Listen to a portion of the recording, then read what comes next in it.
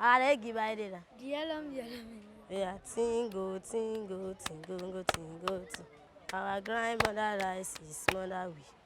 She don't hear what people say.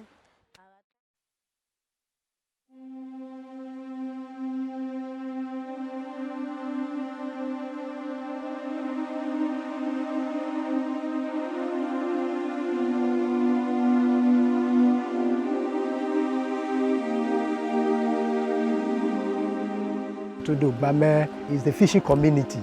So they came away from Badagry to that place. So what brought them there is they are fishing something. Because those days, Lagos State can only be accessible, according to what my dad told me, through water. So Lagos even has a meaning, through water. So things have been easy for us there. We have been in a cordial relationship with other communities.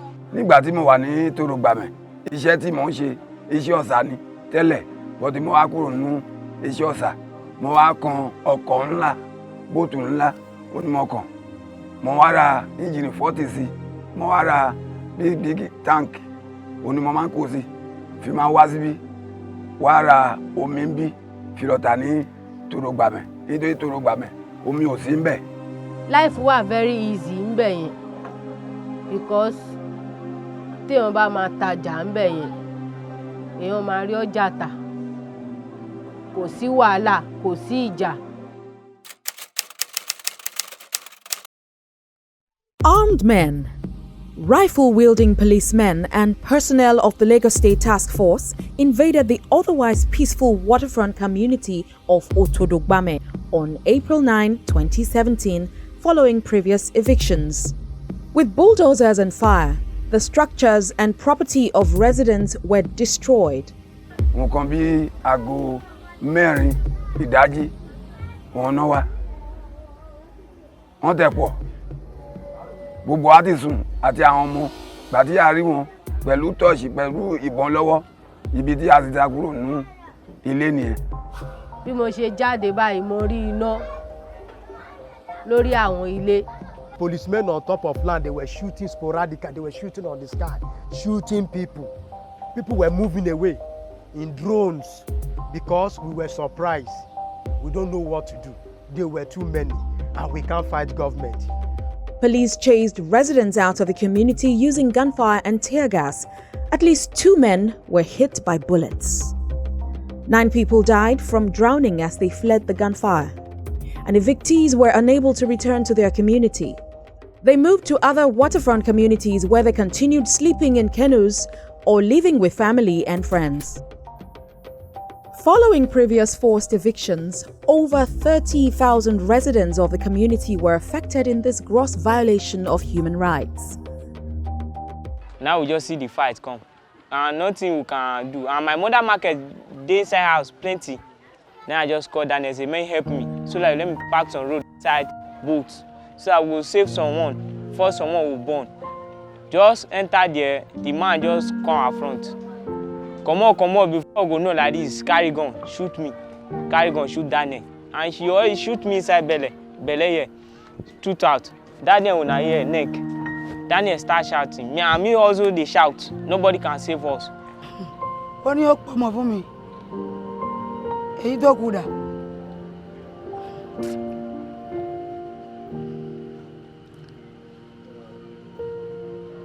Ọmọ tó tóbi tó ń kàwé fún mi. Èmi náà ṣe wàhálà fún ọmọ mi. Òun náà ṣe wàhálà fún mi. Ó wá pọ̀ mọ́ ẹ. Báwo ni mo fẹ́ ṣe nísìnyí?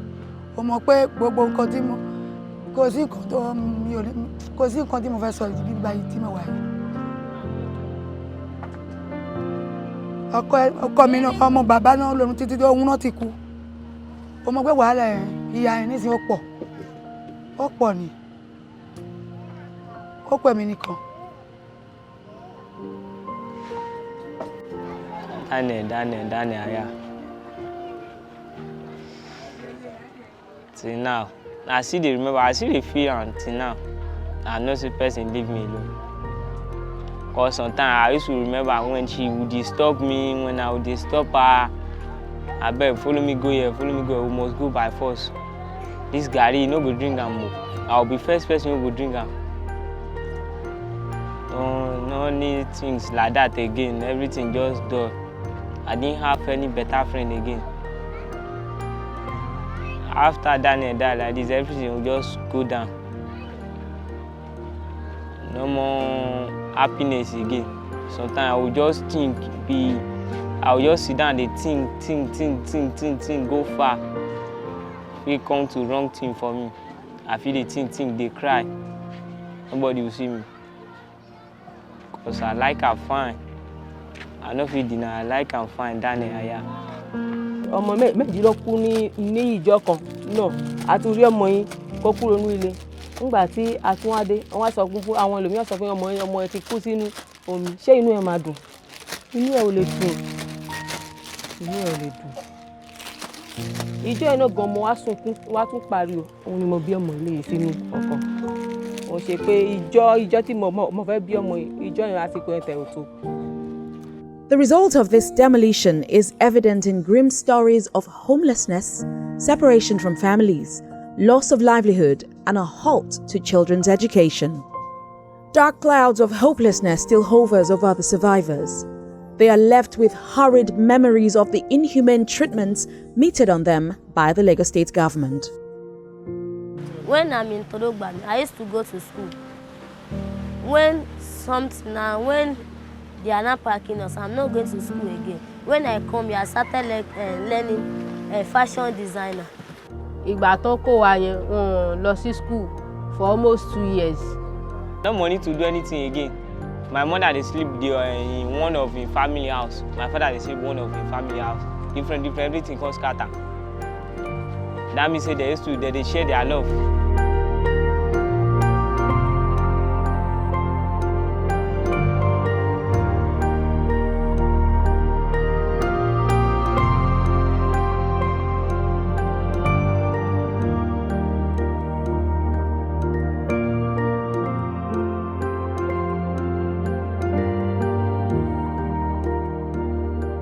Some people slept on the inside boat for 3 months before we even sent some people to other waterfront communities to go and beg their balegs so that they can even accommodate us. Àjà ni mo wà nísìn ibi tí mo wà báyìí. Ibi tí mo èmi pẹ̀lú ọmọ mi máa sùn sí kò ṣe ibi tó ò dáa. Mi ò rí ibi tí màá sùn sí. Mi ò ní ṣiṣẹ́ kankan. Oúnjẹ náà pàápàá àwọn ẹlòmíì ló máa fún wa. Tí àwọn ẹlòmíì ò ní, mi ò lè jẹun. Pàtí a ṣẹ̀yẹ̀ débi nínú ọkọ̀ ni mo sùn sí àti ìyàwó mi àwọn èèyàn mi tún wọ ọkọ̀ yẹn àwọn èèyàn mi bí èèyàn bí 10 àwọ̀ nínú ọkọ̀ àti àwọn ọmọ gbogbo wa ló sì sùn ní ọkọ̀ ó máa di táìmù kan báyìí òjò ló máa rí wa kúrò níbi kan tá máa wọ̀ nínú òjò yẹn la máa wà títí tí òjò yẹn máa fi parí a máa gbọ́n mi kúrò nínú ọkọ̀ ní ìgbà gbogbo kò sí sinmi oúnjẹ ò sí yànyànmú tún jẹ àwọn ọmọ nínú ọkọ̀ gbogbo wọn ló kó kínní fífà. Oyún tí mo gbé wá síbí inú ọkọ̀ ni mo bí sí inú ọkọ̀ ni mo bí ọmọ yẹn sí torí kò sí ilé inú ọkọ̀ ni mo ti tọ́ ọmọ yẹn dàgbà títí tó fi pé wọ́n yẹ inú ọkọ̀ la wà. Tójò bá rọ̀ òjò máa pa wá mosquito á jẹ wá. There's nothing good again because now I can't carry anything heavy because if for say I can carry something heavy I was trying to learn any handwork where we say I will carry something for head because if I carry something heavy you destroy the place where they shoot me you destroy well it go fit affect me maybe say I will die. So that is why I can't do anything heavy again.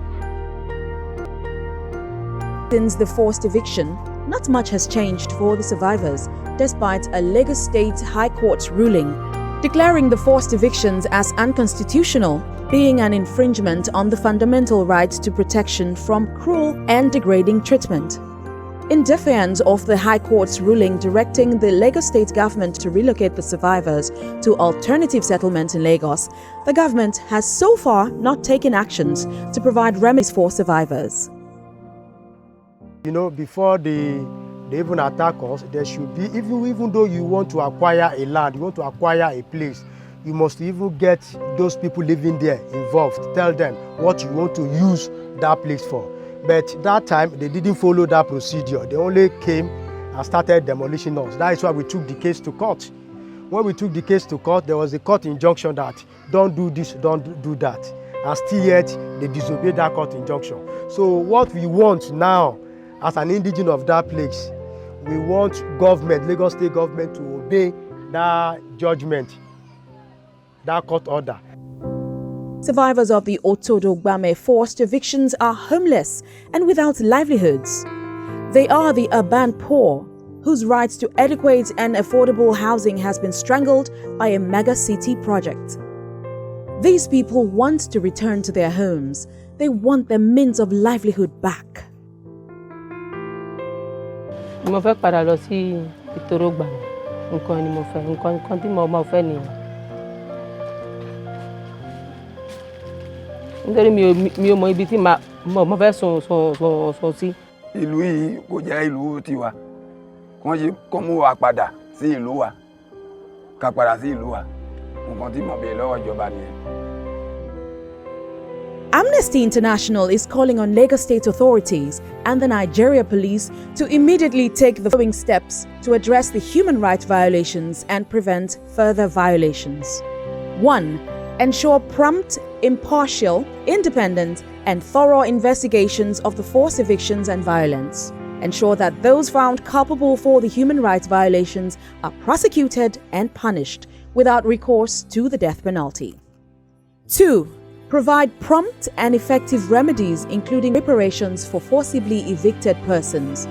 Such reparations should include adequate alternative housing for those rendered homeless, rehabilitation, compensation for all losses, and guarantees of non-repetition.